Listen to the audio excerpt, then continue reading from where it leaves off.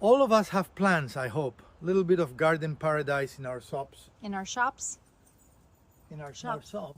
In our homes, not in our shops. Well, if you're lucky, you have a place for an outdoor garden. And a few episodes ago, we built this beautiful stand, and we have successfully moved some plants into it. And one of our plants needs support, emotional and physical support, right?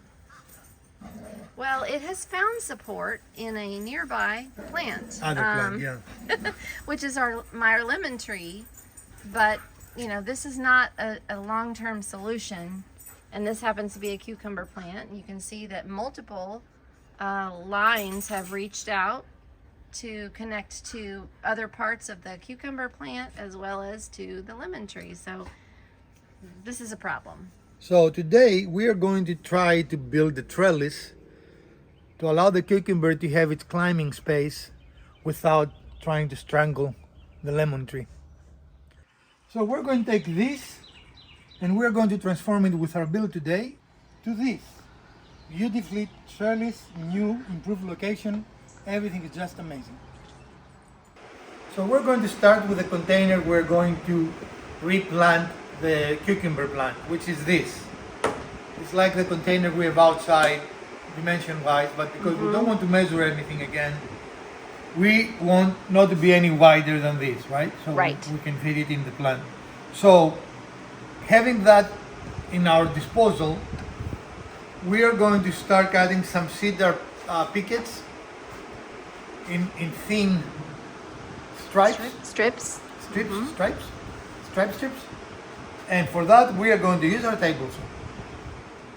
So we found a scrap that visually looks like the dimension we might want for the thickness or the width of the trellis parts. And we used it, well, I thought we used it to set our... Well, we haven't really set it yet, but we're going to use it to make our... And that will be our dimension that we're going to cut our strips. Right. So we're going to lock that there. And we're going to start cutting. We're going to show you in real time how we processed one of the two boards. There is no need to show you how to process everything because it's very similar.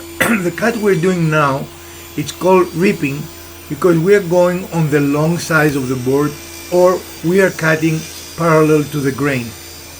This is the best way to make the piece fit exactly our dimensions, and by not changing the position of the fence in relation to the blade, all the pieces we're going to get out of this board, except one, the last one, will be the correct dimension. They will be all the same width. And that is what is important in this specific project. So we're going to go through and we're going to point some out to you.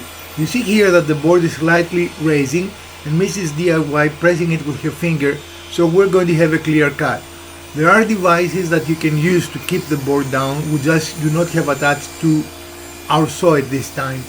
If you have a partner, what she just did is not unsafe. It is actually a very safe thing and it shows a very nice cut. In my case, I like to make cuts to the saw with someone there just for safety purposes. And here we have two more pieces to do. We're doing the one before the last, and again you see the Mrs. DIY holding it down. These boards have a little bit of a bow because they are traditionally stored standing up, which is not a great way to store them, but that's what Lowe's likes to do, so that's what they do. By fitting it with a very steady pace, you ensure a nice cut without any burning. This is a soft wood, so it's a very good wood to practice your rib cutting, and in addition to being soft, it's very inexpensive, so if you make a mistake and you burn it, it's not a big deal. But this is something that takes a little bit of training. Exactly how to train yourself to the speed and pressure you need to put. Also listen to your saw. If it changes sounds, it will imply that it's getting a little harder for it to cut. And if it's getting harder for it to cut, you need to be careful for potentially pinching, which Elpida is trying to avoid here, but it is not necessary because the off-cut piece is very thin, and even if it was to pinch, it wouldn't really cause any significant danger of an issue with me getting on the way. We have 4 cut and we are going to probably need more, not definitely going to need more, but having those 4 cut will give us an idea of where we want to mark them to cut the as far as the height of the trellis, and then we get a size, a scale idea based on our container. Right. And somewhere here, you think? Yeah. I think just to give you a perspective, I think probably right about between your elbow and your shoulder would be good. Yeah. Do they want to grab a pen? Yeah. Yeah, right about there. Yep, we can mark it. And We're going to go in and try to cut them all at the same time.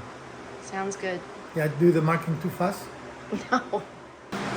So we have lined up the boards. I think even though it didn't look like it, they are still aligned correctly. They got a little bit of a bow in there, that's why the one is lifting.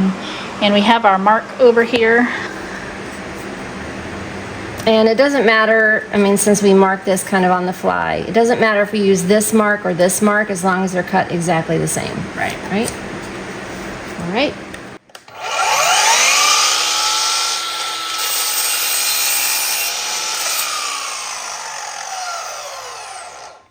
Now we have our 4 uprights and 4 maybe cross pieces.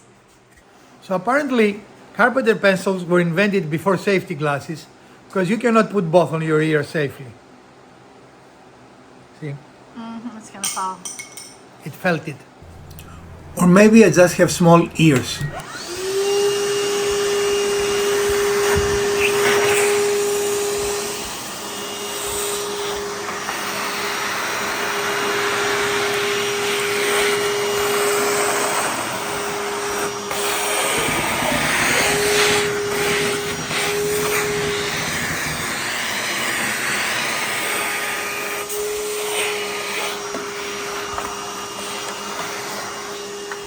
So off camera, we cut another board, another full picket, I guess, to 4 pieces, and that should give us everything we need, probably more than we need, to complete the project. One of the things we do when we found those in good prices, we tend to buy a couple of extras, because prices of everything these days go up and down like crazy, right?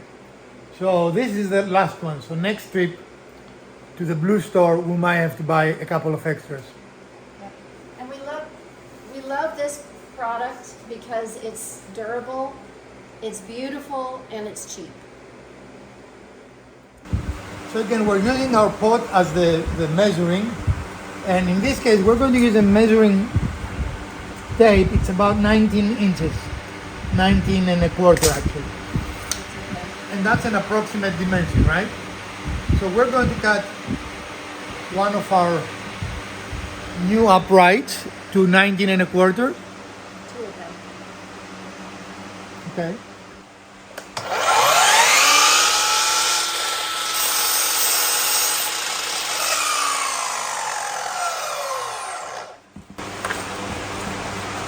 So we did use a measuring tape for the first one to cut it to the correct length. Now we're using the first cut piece as we usually do to make sure that our second piece is the same.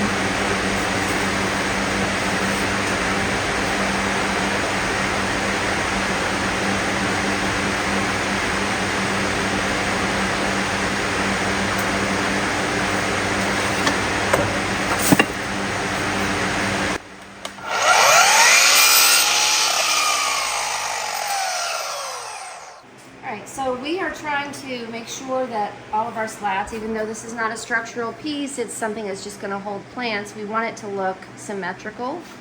And so we have our cross piece here, approximately where we want it height-wise, but we want to make sure that both sides are equal height-wise. We don't want any slanted slats. So we have put the bottom corner, the inside corner, flush with this milled piece that we know is square, and the other inside corner flush with it as well. And then we created an angle by putting the tops of these 2 slats together, more together, and then we wanted to find, you know, how high. We have an approximation of how high we want it, and we're going to make sure that the distance between the bottom of this slat and the base, and the bottom of the slat over here and the base are equal. So we measured 1, which is at 11 1/4, and then coming over here, also measuring at 11 1/4. So And this one is ready to attach. And this one is for our purposes. Obviously, you can adjust the measurements and the angle to your own preferences and or needs. I can tell you the one. So we've got 2 sizes of pin nails, staple nails, whatever you want to call them. They're called brad nails. Brad nails, that one. I always liked Brad. But if we use this 1-inch one, it's probably going to go through all the way through. We really don't want that because we know these brad nails do sink into this soft wood. So we can't use the 1-inch. We're going to go with a 5/8, which will sink in and hopefully give us enough strength. So now we're going to use some Tide Bond free glue because it's exterior glue. That's good. And you'll notice that we did make marks on either side of this since we had made such effort to ensure that this was in a correct spot. So we want to make sure it goes back in that spot. Because we are the non-measure channel, right? Now this wants to walk around. So if you until I put at least one. Hold on. And then I will put one more, right? Thank you. Here. And then we're going to walk upwards, cutting pieces and Like this. yeah. Okay, so the first piece is now in place, glued and brad nailed, and we're taking some of the top offcuts of the original board, placing them in a good spacing, whatever looks good to you, and then we're going to take the pencil and mark it so that we can cut them off to the correct size. Okay, and before we go to the saw, we're going to make scribe marks on the board, again, to show the placement, so we don't have to remeasure that or readjust that. And then, again, we'll mark each one of those pieces to show where to cut.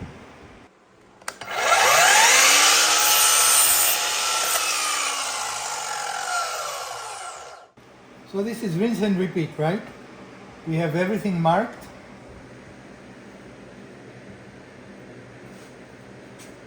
And glue that doesn't want to come out because you Okay. didn't open it. I didn't open it.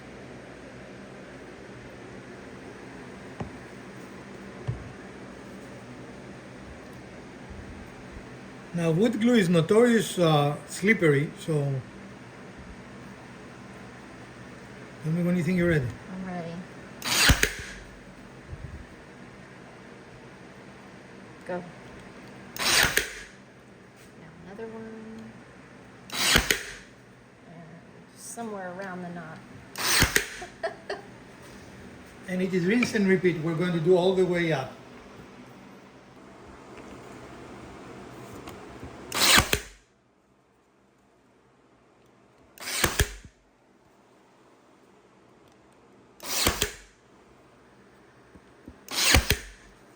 And just like that, one side is done. You want to flip it over so we can... And so we're going to flip this one over and align the second side with this one to make it easy to have them mirror each other.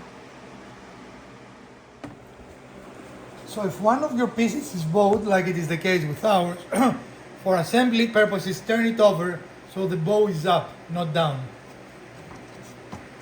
The reason for that is as you're assembling it, it's going to become a clamp. It's going to go down instead of going more up. That make any sense? Sure. So when we cut the pieces for the first one, we cut the pieces for the second. So this should just be a quick assembly process, lining them up to match.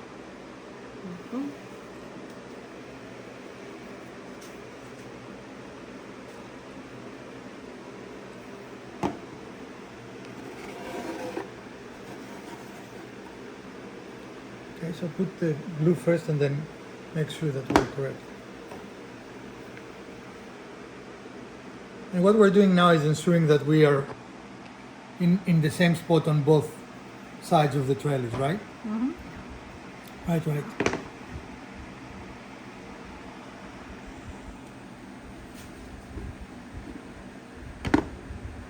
Needs to come. It's not touching the. Okay, is it supposed to touch it or not? I don't know.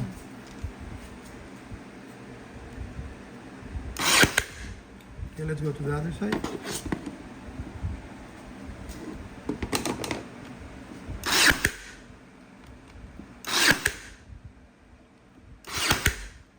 And again, rinse and repeat.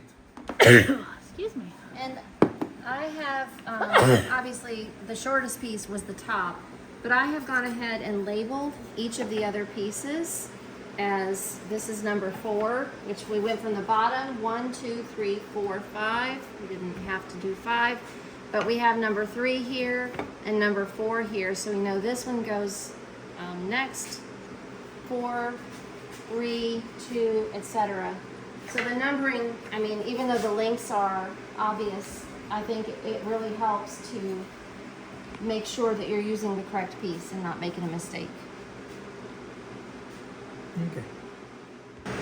Okay, so our next step is to have this around the planter, and we are measuring how wide we need the side pieces that are going to join those 2 trellises that we just built. And this is a scrap that looks like it's going to be just about the correct size. Yeah. So we're going to make one more piece that size, attach it, and then we're going to work our way up the trellis as we join the 2 sides. Yep.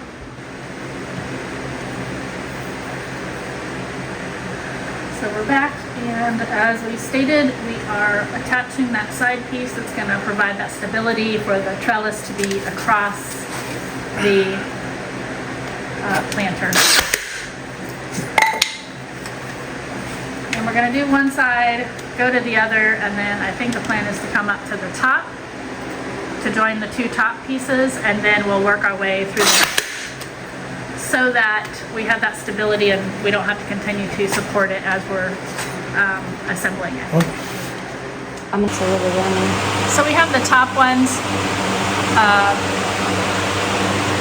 cut now to the correct length. We're adding the glue and we're putting it on the verticals because it's a little bit more of a tricky placement for these side pieces.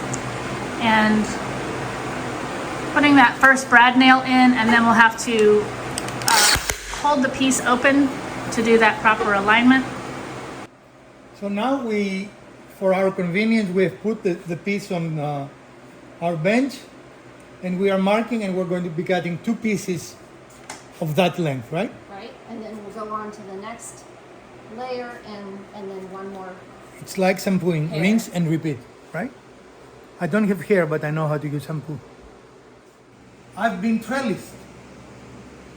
I don't know if that's a thing. But this is our finished trellis, and again, this, without recording, I would say it's a couple of hours top. Yeah. And it took us 2 boards with some extras. 1.5 board. Right, 1.5 boards, and we had already taken the fuzz off of this cedar, which of course you don't have to do. We just like to plane it to make it nice and smooth. Now, if you leave it as it is, because it will be outside, it will become silver with age. Right, If you want it to stay looking like this, you need to polish it. right. It's an optional step, it's up to you. Some people actually, when they become gray, they paint them white or something, but it's totally a personal preference. Do you know what you would like to do, Mrs. DIY? I think I'll probably just let it be natural. Okay, so we're going the silver route. It will take almost a year, right, to silver. It's not an immediate thing. So next step would be a little bit of gardening for you guys. We're going to replant our plant from where we saw it to you in the beginning of the video to its new home inside the trellis. Welcome to our garden. Tomatoes. And basil, some very happy basil here. And we have the lemon somewhere. We do. There it is. Nice green lemon. Takes quite a while for it to ripen fully and become But we have yellow. a lot of flowers. A lot of blossoms. And then, as previously noted, the cucumber is growing very nicely, but it's also trying to take over the lemon tree. So, And we don't want that. right. And then we've got some oregano. Both of these need some water, but I think that's going to happen after the transplanting to the new pot. So now we're going to prepare our green pot for planting, and we're going to replant our cucumber plant to that pot.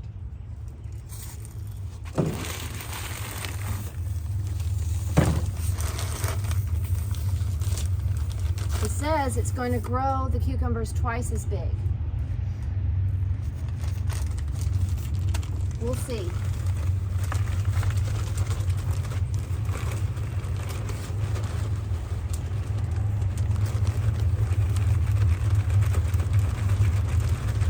I'm going to leave some because the planting comes from. Yep.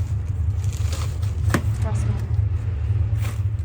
So the first thing we have to do is disentangle the cucumber vine from the lemon tree because it has started to attach itself. And you could just clip these off, but it's nicer to the plant if you just disentangle and unweave them. And of course, because we're trying to record, Hells Angels have decided to go by our neighborhood. It's a nice day for a motorcycle ride, and there's a lot of them out there. 1,000 motorcycles. I know. And I love the way cucumbers really know what they're doing. They can swirl around, and this happened in a matter of days. This was not like a month. Yeah, they go fast.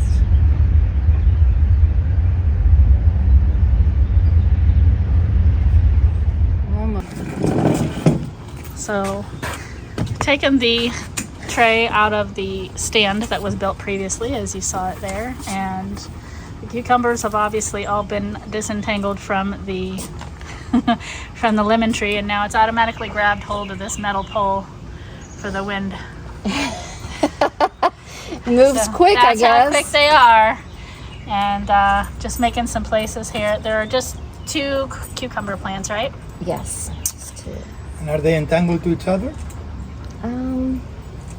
I don't know, but they're gonna sit next to each other. I gotta get them some water, like Yeah. ASAP. Yeah. And it is a pretty hot day in North Carolina. Here, they're holding hands. I see.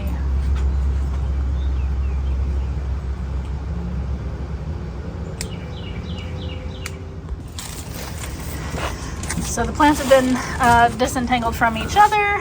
But we don't know about their roots. Well, that's a different story, but we're gonna remove it from the planter box, move it to its yep, Let go. move it to its new home. And then you would probably immediately capture this thing. I'm sure they will. I'm sure they will.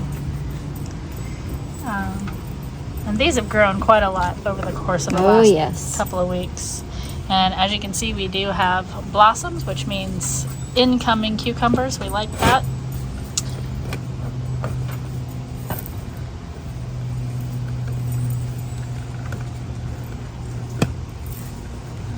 Some fresh new soil.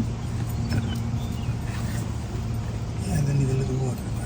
Of course they need water. Of course, they need a lot of water. And that is one thing about cucumbers, is they're obviously about 90% water, which means they're very water hungry plants as well. They're thirsty.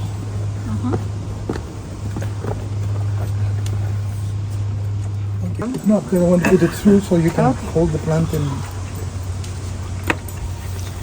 Hi, supervisor. We have helpers today.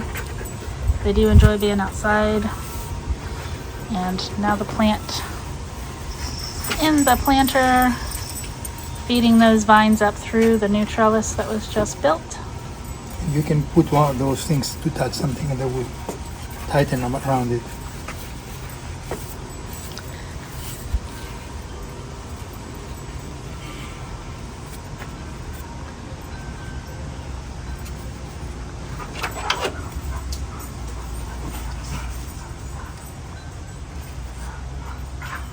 And they will firm up, of course, once we've got some water to them. Again, they're a little dehydrated right now, but they'll firm up very quickly. And then those little climber vines, the climber pieces, the holders, will start grabbing onto this trellis. And we'll come back and show you what it looks like as we're watering. And we got some water for these lovely plants.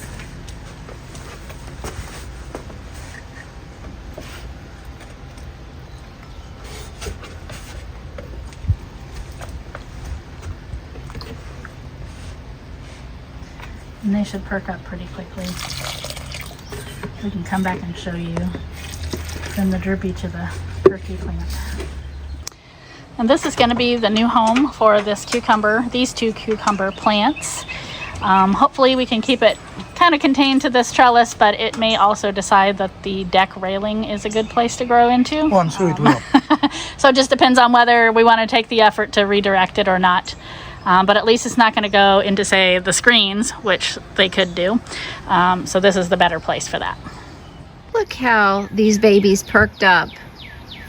And they're grabbing on just great. And they look really happy.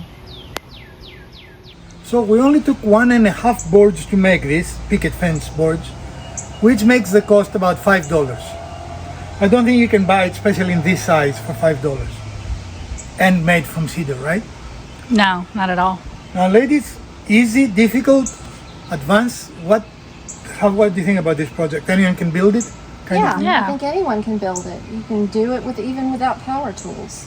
Right, and you can use small screws if you don't have a brad nailer. I mean, the brad nailer works very well for this. I mean, the only thing you needed the power tool for was to rip the board, but they do have other pieces of wood that you could buy, not out of cedar Yeah. necessarily, but there's strips of wood you could Which use. are about this dimension, actually. Yeah, but you could use make just as it- easily. Yeah, you could use that type of wood for a lattice that you were building or something like that.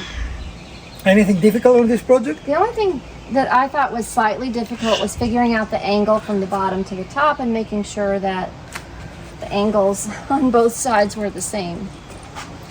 Well, friends, this is our project for today. And we hope you enjoyed it. If you did, we'll appreciate a thumbs up. We'll appreciate. Yes. If you didn't, smack the other button twice. Share, like, subscribe. Let us know. Did you like this a little unusual for us episode? And if you do, we're going to build more for you. From Professor DIY, Mrs. DIY, and Elpida, let's garden together. Let's garden together.